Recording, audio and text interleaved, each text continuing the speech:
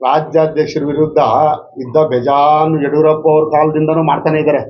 ಯಡಿಯೂರಪ್ಪ ಅವರು ಮುಖ್ಯಮಂತ್ರಿಗಳಾಗಿ 4 ಸರಿ ಪ್ರಮಾಣ ವಚನ ಮಾಡಿದ್ರಲ್ಲ, ಅವ್ರ ವಿರುದ್ಧ ಪಾಪ ಏನು ಅವರು ಹೋರಾಟಗಾರರಾಗಿ ಬೆಳ್ಕೊಂಬಂದಾಗಿಂದನೂ ಹೋರಾಟ ಮಾಡಿ ಅವ್ರು ಬೆಳೆದಿದ್ದಾರೆ. ಇವತ್ತು ಈ ತರ ಇಂಥವ್ರೆಲ್ಲಾನು ಸೇರ್ಕೊಂಡು ವಿರುದ್ಧ ಮಾತಾಡಿದ್ರೆ ಪಕ್ಷದಲ್ಲೇ ಗೊತ್ತಾಗುತ್ತೆ ಯಾರೇನು ಸಪೋರ್ಟ್ ಅಂತ. ಅಂಥವ್ರಿಂದನೇ ಇನ್ನ ರಾಜ್ಯಾಧ್ಯಕ್ಷರಿಗೆ ಶಕ್ತಿ ಜಾಸ್ತಿ ಆಗುತ್ತೆ. ಇವತ್ತು ಜೋಡಿಸ್ಕೊಂಡು ನೀವು ಕೆಲಸ ಮಾಡಿದ್ರೆ ಇವತ್ತು 8 ಕ್ಷೇತ್ರಗಳಲ್ಲಿ ಚಾಲೆಂಜ್ ಮಾಡೋದು ಆ ರಾಜ್ಯಾಧ್ಯಕ್ಷರಿಗೆಲ್ಲ. ಒಂದು ಓಟ್ ಒಂದು ಸೀಟ್ ಗೆದ್ದು ಬಿಡ್ಲಿ ನೋಡೋಣ ಅಂದ್ರೆ, ನೀವು ಪ್ರಣಾಳಿಕೆ ಅಧ್ಯಕ್ಷರಾಗಿ ಪವರ್ಫುಲ್ ಮಿನಿಸ್ಟರ್ ಆಗಿ ನಮ್ಮ ಇವರು ಬೊಮ್ಮಾಯಿ ಅವ್ರ ಜೊತೆ ಫುಲ್ ಪವರ್ಫುಲ್ ಇದ್ದಾಗಲೇ 60 ಸೀಟಿಗೆ ಬಂದು ಕೂತ್ಕೊಂಡು ಇನ್ನು ಇವತ್ತು ನೀವು ಅದೇ ಕೆಲಸ ಮಾಡೋದು. ಅದನ್ನ ಬಿಟ್ಬಿಡಿ, ಬೇಡ. ಒಟ್ಟಿಗೆ ಸೇರ್ಕೊಂಡು ಕೆಲಸ ಮಾಡಿ ಗೆಲ್ಸುವಂತ ನಿಟ್ಟಿನಲ್ಲಿ ಅವ್ರ ಶಕ್ತಿ ಇದೆ. ವಿಜಯೇಂದ್ರನ್ ಅವ್ರ ಶಕ್ತಿ ಇದೆ. ಈ ಜಿಲ್ಲೆಯಲ್ಲಿ ಬಿಜೆಪಿ ಬಾವುಟ ಆರಿಸ್ತೀವಿ, ಈ ಜಿಲ್ಲೆಯಲ್ಲಿ ಬಿಜೆಪಿ ಗೆಲ್ತೀವಿ. ನಾನು ಕೇಳ್ಕೊಂಡೆ, ಕೆಲವರೆಲ್ಲ ನನ್ನೂ ಸೇರಿಸ್ಕೊಂಡು ಹೇಳಿರೋದು ರಿಯಲ್ ಎಸ್ಟೇಟ್ ಮಾಡಿ ಕಾಸು ಕೊಡ್ಬೋದು ಅಂತ. ನಾವು ರಿಯಲ್ ಎಸ್ಟೇಟ್ ಮಾಡ್ತೀವೋ, ಕೂಲಿ ಮಾಡ್ತೀವೋ, ಇನ್ನೊಂದು ಮಾಡ್ತೀವೋ, ನಾವೇನು ಕಳ್ತನಕ್ಕೆ ಹೋಗಿಲ್ಲ ಯಾರ ಹತ್ರನೂ. ನಮ್ಮ ಕಷ್ಟ, ನಮ್ಮ ದುಡ್ಡು ನಾವು ಹಾಕ್ತೀವಿ, ಸಂಪಾದನೆ ಮಾಡ್ತೀವಿ, ಖರ್ಚು ಮಾಡ್ತೀವಿ. ಯಾರಿಗೂ ಎತ್ಕೊಂಡೋಗಿ ನಮ್ಮ ಪಾರ್ಟಿಲಿ ಸಂಸ್ಕೃತಿ ಇಲ್ಲ, ಅದು ಕಾಂಗ್ರೆಸ್ ಅಲ್ಲಿ ಇರುತ್ತದು. ಕಾಂಗ್ರೆಸ್ ಅಲ್ಲಿ ಇದ್ದಾಗ ನಿಮ್ಗೆ ರೂಢಿ ಇದೆ, ತಗೊಂಡೋಗಿ ಅವ್ರಿಗೆಲ್ಲ ಸೂಟ್ ಕೇಸ್ ಕೊಟ್ಬಿಟ್ಟು ತಗೊಂಬರೋದು. ನಮ್ಮಲ್ಲಿಲ್ಲ. ನಮ್ಮನ್ನ ಕಾರ್ಯಕರ್ತರನ್ನ ಬೆಳೆಸೋಕ್ಕೆ ನಮ್ಮ ನಾಯಕರುಗಳು ವಿಜೇಂದ್ರ ಅವರು ಶಕ್ತಿ ಮೀರಿ ನಮ್ಗೆ ಸಪೋರ್ಟ್ ಮಾಡ್ತಾರೆ. ಯಾವತ್ತೂ ಕೂಡ ನಮ್ಮ ರಿಯಲ್ ಎಸ್ಟೇಟ್ ಅಲ್ಲಿ ಎಷ್ಟು ಬರುತ್ತೆ ನಮ್ಗೆ ಭಾಗ ತಂದು ಕೊಡಿ ಅಂತ ಬಿಟ್ಟು ಕೇಳೋರಲ್ಲ. ಅದು ನಿಮ್ಮ ಸಂಸ್ಕೃತಿ. 100% ಅದು ಇಡೀ ಜಗಜ್ಜಾಹಿರ್ ಅಂತ ಬಿಟ್ಟು ಎಲ್ಲ ಹೇಳಿದಾರಲ್ಲ, ಅದ್ರಲ್ಲಿ ಅಯ್ಯೋ ನಿಜಾನೇ. ಈಗ ಈ ಎಲ್ಲ ಸುದ್ದಿನೇ ಗೊತ್ತಲ್ಲ, ಈಗ ಎಲ್ಲ ತನಿಖೆ ನಡೀತಾ ಇದೆಯಲ್ಲ, ಅದ್ರಲ್ಲೇನಿದೆ. ಕೋವಿಡ್ ಅಲ್ಲಿ ನಾವೇ ಹೋಗ್ಬಿಟ್ಟು ನಮಗೆ ಸೈನ್ ಮಾಡಿ ಅಂದ್ರೆ ಮಾಡಿಲ್ವಲ್ಲ. ನಮ್ಗೇನು, ನಾವು ಪ್ರಾಮಾಣಿಕವಾಗಿ ನಮ್ಮ ಹಾಸ್ಪಿಟ್ಲ್ಗಳಿಗೆ ಪಾಪ ಅಂತ ಟೈಮಲ್ಲಿ ಬೇಕಾಗಿತ್ತು ನಮ್ಗೆ ಬೆಡ್ಗಳು ಅವೆಲ್ಲರೂ, ಅದಕ್ಕೆ ಮಾಡಿಲ್ಲ. ಯಾಕೆ ಮಾಡಿಲ್ಲ ಹೇಳಿ? ಮಾಡಿದ್ರೆ ಬರಲ್ಲ, ಏನು ಬರಲ್ಲ ಅದ್ರ. ಯಾಕಂದ್ರೆ ನಾವು ಪ್ರಾಮಾಣಿಕವಾಗಿ ಎತ್ಕೊಂಡು ಹೋಗ್ತಾರೆ ಎಲ್ಲ. ನೀವು ಅರ್ಥ ಮಾಡ್ಕೋಬೇಕು. ನಾನು ಅವರ ಒಂದು ಘನತೆಗೆ ನಾನು ಧಕ್ಕೆ ಬರೋ ಥರ ಮಾತಾಡಲ್ಲ. ನಾನು ಅವರು ಮಾಡಿರ್ತಕ್ಕಂಥದ್ದು ಈಗಲೂ ನೋಡಿ, ದಯವಿಟ್ಟು ಸುಧಾಕರ್ ಅವರು ಇವತ್ತು ಕೂಡ ಕಾಲ ಮಿಂಚಿಲ್ಲ. ನಮ್ಮ ರಾಜ್ಯದ ನಾಯಕರ ಬಗ್ಗೆ ಮಾತಾಡೋದನ್ನ ಬಿಟ್ಬಿಡಿ. ವಿಜೇಂದ್ರ ಅವ್ರ ಬಗ್ಗೆ ಮಾತಾಡಿದ್ರೆ ನಾವು ಸುಮ್ಮನೆ ಇರಲ್ಲ. ಯಾಕಂದ್ರೆ ನಾವು ಕೂಡ ಇವತ್ತು ರಾಜ್ಯಾಧ್ಯಕ್ಷರು ನಮಗೆಲ್ಲ ಶಕ್ತಿಯಾಗಿ ನಿಂತ್ಕೊಂಡು ನಮ್ಮಂಥ ಯುವಕರು ಬೆಳೀಲಿ, ಅವ್ರಿಗೆ ಎತ್ಕೊಂಡ್ಬರ್ಲಿ, ಸರ್ಕಾರ ಬರಲಿ ಅಂತ ದುಡಿತಾವ್ರೆ. ಅವ್ರಿಗೆ ಸಪೋರ್ಟ್ ಮಾಡಿ. ನೀವು MP ಆಗಿದ್ರೆ ಅಂತ ಹೇಳ್ಬಿಟ್ಟು ಡೆಲ್ಲಿಲಿ ಕೂತ್ಕೊಂಡ್ಬಿಟ್ಟು ಈಗ ಹೇಳ್ತಾ ಇದ್ದೀರಾ. ನೀವು ಏನು ಹೇಳಿದ್ರಿ? ನೀವು ನಡ್ಡಾಜಿ ಅವರು ಒಂದು ಮೆಸೇಜ್ ಹಾಕಿದ್ರೆ ನನಗೆ ಅಪಾಯಿಂಟ್ಮೆಂಟ್ ಕೊಡ್ತಾರೆ, ಸಂತೋಷ್ ಜಿ ಅವ್ರು ಕೊಡ್ತಾರೆ ಅಂತ. ನಿಮ್ಮ ಭಾಗವತ ಎಲ್ಲ ಅಲ್ಲಿ ಗೊತ್ತು, ಸಂತೋಷ್ ಜಿ ಅವ್ರಿಗೂ ಗೊತ್ತು, ನಡ್ಡಾಜಿ ಅವ್ರಿಗೂ ಗೊತ್ತು. ನೀವು ನನ್ನನ್ನು ಯಾವ ರೀತಿ ನನಗೆ ಸಪೋರ್ಟ್ ಮಾಡ್ತೀರಿ ಅಂತ ಗೊತ್ತು. ನೀವು ಏನು ನನಗೆ ಸಪೋರ್ಟ್ ಮಾಡಿ ಯಾವ ರೀತಿ ನಾನು ಗೆಲ್ಸಿದ್ರಿ ಅಂತನೋ ಅವ್ರಿಗೆಲ್ಲ ಗೊತ್ತು. ನನಗೆ ಹೇಳಿದ್ರು ಮೀಟಿಂಗ್ ಮಾಡಿ, ನಾನು ಹೋಗಿ ನೇರವಾಗಿ ಅವ್ರಿಗೆ ಹೇಳಿದಾಗೆ ನಮಗೂ ಗೊತ್ತು ಬಿಡ್ರಿ, ಯಾಕೆ ಹೇಳ್ತೀರಾ ಅಂತ. ನಾನು ದೂರು ಕೊಟ್ಟಾಗ ನೇರವಾಗಿ ಹೇಳಿದ್ರು, ನೀವು ಮಾಡಿಲ್ರಿ ಅವ್ರು ಅಂತ ಓಪನ್ ಆಗಿ ಹೇಳಿದ್ರು.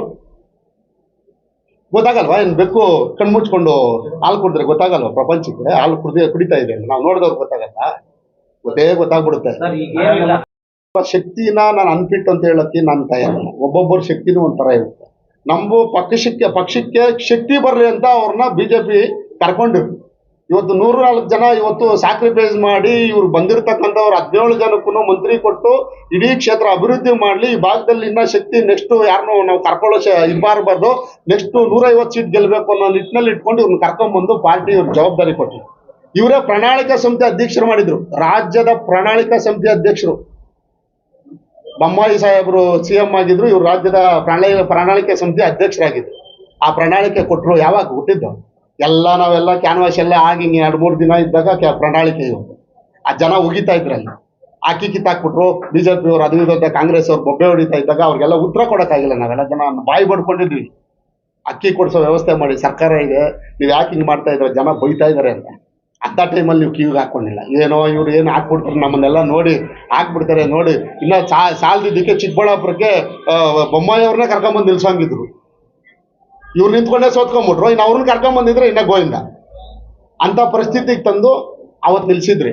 ಇವತ್ತು ಅವ್ರಿಗೆ ಶಕ್ತಿ ಇದೆ, ಇವತ್ತು ಶಕ್ತಿ ಇದೆ. ಕೆಲಸ ಮಾಡಬೇಕು, ದ್ವೇಷ ರಾಜಕಾರಣ ಬಿಡಬೇಕು. ನಮ್ಮಂಥ ಯುವಕರನ್ನ ಜೊತೆಯಲ್ಲಿ ಇಟ್ಕೊಂಡು ಇವತ್ತು ಚಿಕ್ಕಬಳ್ಳಾಪುರದಲ್ಲಿ ಪಕ್ಷ ಕಟ್ಟಿದ್ರೆ ಇವತ್ತು ರಾಜ್ಯದಲ್ಲಿ ನಂಬರ್ 1 ಚಿಕ್ಕಬಳ್ಳಾಪುರ ಮಾಡ್ಬೋದು ನಾವು. ಇವತ್ತಿಗೂ ಕಾಲ ಮಿಂಚಿಲ್ಲ. ಇವತ್ತು ಹೇಳ್ತಾ ಇದ್ದೀನಿ, ನನಗೆ ಅವ್ರ ಮೇಲೆ ದ್ವೇಷ ಇಲ್ಲ. ಇಷ್ಟೊತ್ತು ನಾನು ನೋವನ್ನು ಹೇಳಿದ್ದೀನಿ. ಯಾಕೆ ಅಂದರೆ ಇವತ್ತು ಬಹಿರಂಗವಾಗಿ ನಾವು ಮಾತಾಡ್ಕೊಂಡ್ಬಿಟ್ರೆ ನೆಕ್ಸ್ಟ್ ಆದರೂ ಒಂದು ಒಮ್ಮತಕ್ಕೆ ಬಂದು ಪಕ್ಷ ಕಟ್ಬೋದು. ಇವತ್ತು ಕಾಂಗ್ರೆಸ್ ಅವ್ರು ನಗ್ತಾ ಇದ್ದಾರೆ. ಇವತ್ತು ಕಾಂಗ್ರೆಸ್ ದಿವಾಳಿ ಅಂತ ಹೋಗ್ತಾ ಇದೆ. ಬಿಟ್ಟಿ ಬಾಕಿಗಳು ಕೊಡೋಕ್ಕಾಗಲ್ಲ ಅಂತ DK ಶಿವಕುಮಾರ್ ಅವ್ರು ಹೇಳ್ತಾ ಇದ್ದಾರೆ. ಅಂತ ಸಂದರ್ಭದಲ್ಲಿ ನಾವು ಯಾವ ರೀತಿ ಇರ್ಬೇಕು? ಚಿಕ್ಕಬಳ್ಳಾಪುರದಲ್ಲಿ ಏನು ಆತನಿಗೆ ರಾಜಕೀಯ ಗಂಧ ಗಾಳಿ ಗೊತ್ತಿರಲಿಲ್ಲ. ಪ್ರದೀಪ್ ಈಶ್ವರ್ ಮೇಲೆ ಸೋತ್ಕೊಂಡ್ಬಿಟ್ರಿ ನೀವು. ಪ್ರದೀಪ್ ಈಶ್ವರ್ ನೋಡಲ್ಲ ಇಲ್ಲಿ ಗೆಲ್ಸಿರೋದು, ಆತನ ಪ್ರಭಾವದಿಂದ ಗೆದ್ದಿಲ್ಲ. ಆತನು ಜನ ನೋವು ಕೊಟ್ಟು ನಿಮ್ಮನ್ನ ಸೋಲ್ಸಿದ್ದು, ಅದಕ್ಕೆ ವರ ಪ್ರದೀಪ್ ಈಶ್ವರ್ಗೆ ಗೆಲ್ಲಕ್ಕೆ ಅವಕಾಶ ಆಯ್ತು ಅಷ್ಟೇ. ಅದನ್ನ ನೀವು ಅರ್ಥ ಮಾಡ್ಕೊಬೇಕು.